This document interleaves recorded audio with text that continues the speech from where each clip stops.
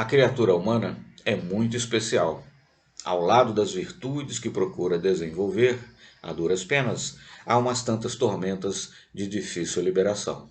Dentre essas, que infelicitam a vida do indivíduo no mundo, está a dificuldade em perdoar. É muito complicado perdoar. A criatura humana, no relacionamento com as outras, em várias oportunidades, vai se deparar com a necessidade de lançar mão do perdão. É algo difícil porque costumeiramente não temos hábitos de nos perdoarmos. E se não temos hábito de nos perdoarmos, será complicado poder perdoar aos outros. Por que não temos o costume de nos perdoar? Esse auto-perdão tem que começar a partir do momento que eu goste de mim, que eu me valorize, que eu tenha consciência do que fiz, por que fiz e tenha o desejo de acertar. Quando pensamos nisso, vemos a presença do orgulho, porque o indivíduo pensa quase sempre: eu não posso errar. Como não posso errar, se fazemos parte desse planeta, onde tantas coisas ocorrem, tantas necessidades existem, como não posso errar? Se estou em fase de aprendizado, de crescimento, estou nas lutas por desenvolver minhas potencialidades, por que não posso errar? Todas as vezes em que pomos na mente que não podemos errar, temos a presença do orgulho. A preocupação deveria ser: eu não gostaria de errar, eu não deveria errar. Porém, o poder errar é uma situação inerente à condição humana na Terra. Temos tanta ignorância das coisas, desconhecemos tantas coisas, estamos submetidos a tantas pressões que em dado momento é passível que cometamos erros. Por isso, não devemos ter em mente que não podemos errar. A partir do momento que eu admita que posso errar e procurarei não errar de propósito para que meu equívoco não se converta num erro, estou dando chances ao ser humano que sou para que cresça, se desenvolva, se ilumine, se aprimore. Desse modo, perdoar-nos é fundamental para que não saiamos arrastando complexos de culpa. É complicado quando as criaturas arrastam consigo essa cruz do mundo chamada complexo de culpa, porque na culpa o indivíduo não vê saída, vê apenas punição. O indivíduo passa a admitir que ele tem que sofrer para resgatar a culpa. Se o sentimento é de culpa, por mais que ele sofra, por mais que ele pague, se sentirá sempre atormentado. Quando passamos a gostar um pouco de nós próprios, admitimos que não há espaço para essa autocondenação. Não há nenhuma necessidade de apelarmos para o complexo de culpa. Quando pensarmos bem sobre a nossa vida e ações no mundo, iremos pensar nas responsabilidades. Isso sim faz parte da criatura humana adulta, refletir sobre responsabilidades. Tudo que faço, tudo que quero, tudo que realizo, tudo que empreendo está sob minha responsabilidade. Não há nenhum sentido em culpa, uma vez que as coisas estão sob minha responsabilidade. Se eu errar, tratarei de corrigi-las. Se errar contra pessoas, pedirei desculpas. Pedirei perdão, mas só depois que eu souber me perdoar. Quando eu cometer algum equívoco, vou saná-lo em nome da responsabilidade que tenho com as coisas e com as pessoas. Não há sentido em albergarmos na alma esse sentimento autopunitivo, porque ele não nos levará a nada, a lugar nenhum, que não seja ao sofrimento, à amargura cada vez mais crescente. Comecemos a gostar um pouco de nós, a nos respeitar. Não é colocar debaixo do tapete os nossos erros, não é tentar justificar a todo custo nossos equívocos. É ter essa consciência de que se cometemos erros, eles fazem parte desse estágio que estamos desenvolvendo no planeta. Não há nenhuma razão para que não nos perdoemos, não nos demos uma nova chance e quando aprendermos a fazer isso conosco, teremos abertura para fazer com o nosso semelhante. Quando conseguirmos perdoar ao nosso semelhante, teremos dado um passo qualitativo importantíssimo para a nossa existência. Perdoar ao outro é uma demonstração grandiosa de nosso crescimento, porque perdoamos quando guardamos mágoa de alguém, quando temos raiva de alguém.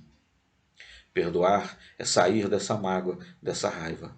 Só há sentido em perdoar alguém quando se está aborrecido com esse alguém, quando se tinha alguma coisa contra esse alguém e agora não se tem mais. Então, se perdoa. Algumas pessoas dizem que para perdoar é necessário que esqueçamos o que a pessoa nos fez, o que sofremos por parte de alguém, de alguma instituição. Convenhamos que não pode ser propriamente assim. Como vamos esquecer algo que está presente em nós?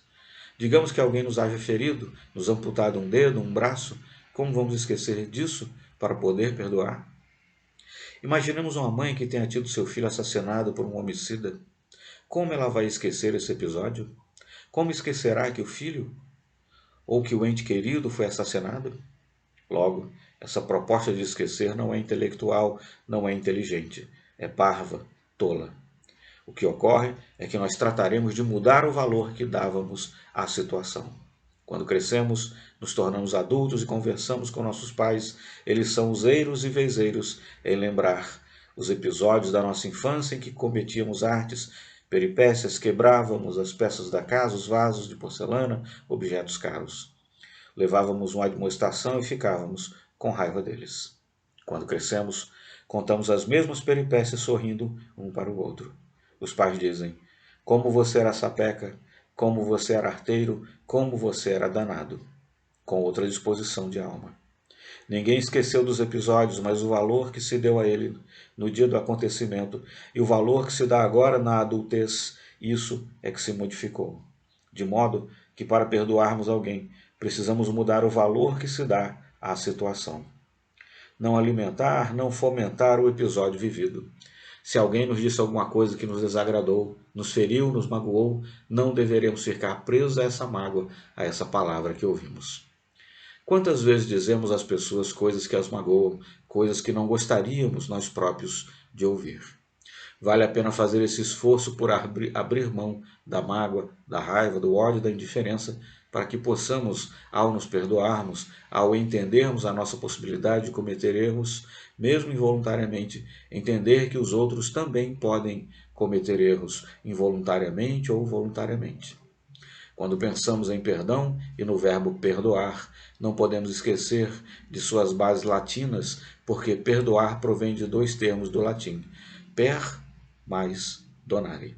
Per quer dizer além de, para mais além de, enquanto que donare é doar, é dar. Então a palavra perdoar significa dar alguma coisa além, dar além de, dar algo mais. Se prestarmos atenção nos ensinamentos de Jesus Cristo, ele disse: aquele que se te bater numa face, apresenta também a outra. A ideia do perdão. Se alguém nos agride de fora para dentro, nos bateu numa face, apresentemos a outra face, a face interna, onde existe o perdão, porque se alguém me bate numa face e apresentamos a outra, estamos dando alguma coisa a mais. Se alguém te pedir que caminhes 1000 passos com ele, caminha 2000. A ideia de Cristo de darmos sempre um passo, um pouco mais, o perdão. Aquela pessoa que pede que caminhemos 1000 passos é a complicada, difícil, atormentada. Aí fazemos um pouco além. Quando perdoamos, fazemos sempre um pouco além. No mesmo ensinamento nos diz o mestre Galileu: se alguém te pedir ajuda, dá também a túnica. Encontramos nesse ensinamento de Jesus e em vários outros esse conceito de dar além, de dar um pouco mais. Alguém que nos bate na face, que nos pede 1000 coisas, que nos pede a capa, é alguém que está pedindo um sacrifício nosso. Dar a outra face, caminhar 1000 passos, dar a peça que nos reveste. O Cristo ensina que deveremos dar além, dar um pouco mais, perdonarem. O perdão é o remédio santo, como encontramos nos evangelhos. É graças a esse gesto de perdoar, de dar além, que sentimos uma paz intensa, uma paz imensa por dentro da alma, que nos sentimos integrados a essa constelação de amores da qual faz parte Jesus. Perdoando, não carregamos lixo na alma, vivemos em paz, distribuindo paz por onde quer que passemos.